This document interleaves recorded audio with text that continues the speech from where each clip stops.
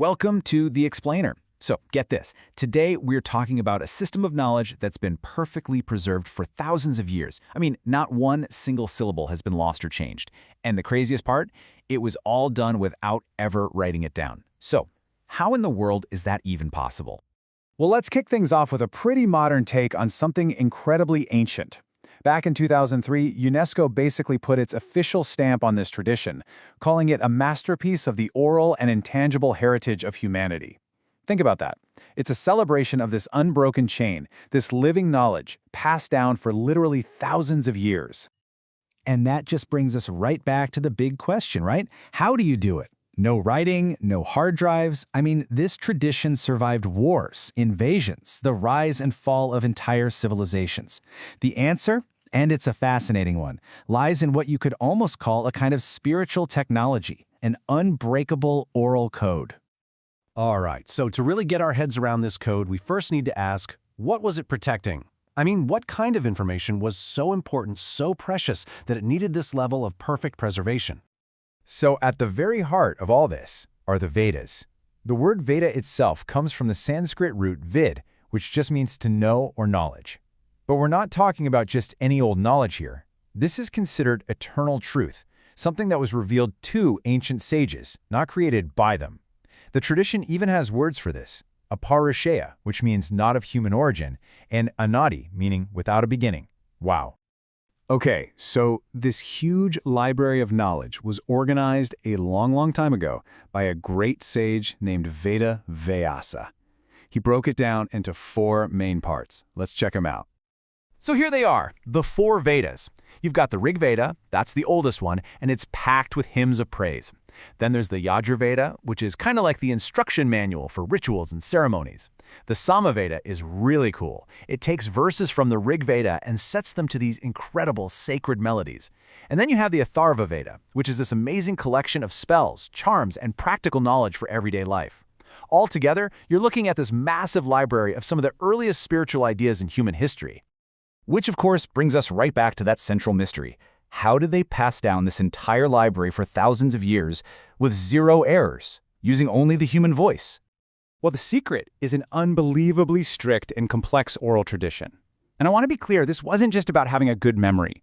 No, this was a science of recitation, a system so bulletproof, so robust, that it stayed exactly the same through everything history could throw at it. The goal was one thing and one thing only: perfect, flawless transmission. So let's get into the secret sauce. This entire tradition is built on a precise science, and it's governed by 6 fundamental rules. These rules make sure every single sound is copied perfectly every single time. Yeah, according to an ancient text called the Taittiriya Upanishad, these 6 things right here are the unbreakable code.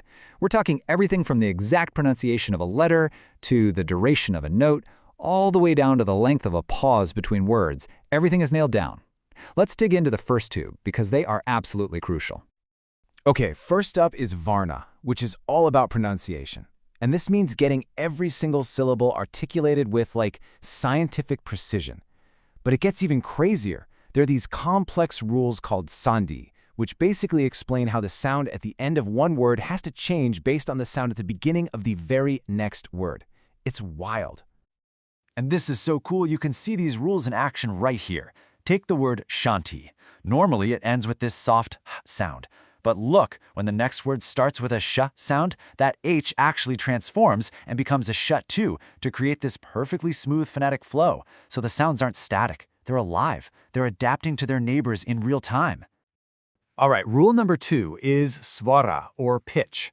Now, this is way more than just making it sound pretty or musical. Think of it like another layer of data that's literally encoded into the sound. Every single syllable has a specific musical tone. It's either raised, middle, or lowered. And here's the kicker. If you sing the wrong note, you can completely change the meaning of the word. The pitch is just as important as the letters themselves. And this is just brilliant. It shows how when these texts were finally written down, they even captured the pitch visually. You can actually see the little marks they used.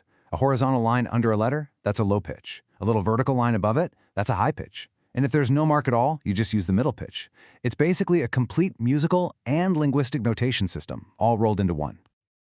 Okay, But even with all these super strict rules, how did they actually check for mistakes? I mean, over hundreds, even thousands of years. Well, they came up with these absolutely ingenious chanting methods that act like a built-in, self-correcting code. So there are basically two main styles of chanting. The first is called prakriti, or the natural way. That's just reciting the words straight through, in order. 1, 2, 3, 4, 5. Simple enough. But to really truly master the text and to guarantee it was perfect, students had to learn the vikriti pathas. These were the crooked or complex patterns. And this, my friends, is where the real genius of this system just blows your mind. I mean, just look at this example. This pattern is called the Jata Patha, and it's basically like mental and linguistic gymnastics. Instead of just reciting word 1, word 2, the student has to chant it in this specific interlocking sequence, 1, 2, 2, 1, 1, 2. And they have to do that for every single pair of words in the entire text. Can you imagine? By mastering a bunch of these incredibly complex patterns, it becomes virtually impossible for even a tiny error to slip through the cracks. So, after all that incredible precision, all that painstaking work, what's the result? What is the living legacy that this system created? This is what's just so mind-blowing. This isn't some historical relic we're digging up. It's a living, breathing tradition. This whole sophisticated system is still alive today. It's like having a direct audio link to the ancient past, a perfect echo. It's a chain of knowledge that wasn't passed down on crumbling paper or fading stone, but inside the very minds and voices of human beings. And that really leaves us with something to think about, doesn't it? You know, in our modern world of corruptible files, dead hard drives, and forgotten passwords, a world where our information feels so fragile, what can we learn from a tradition that found a way to make knowledge last forever, not by storing it on a device, but by encoding it deep within the human voice itself?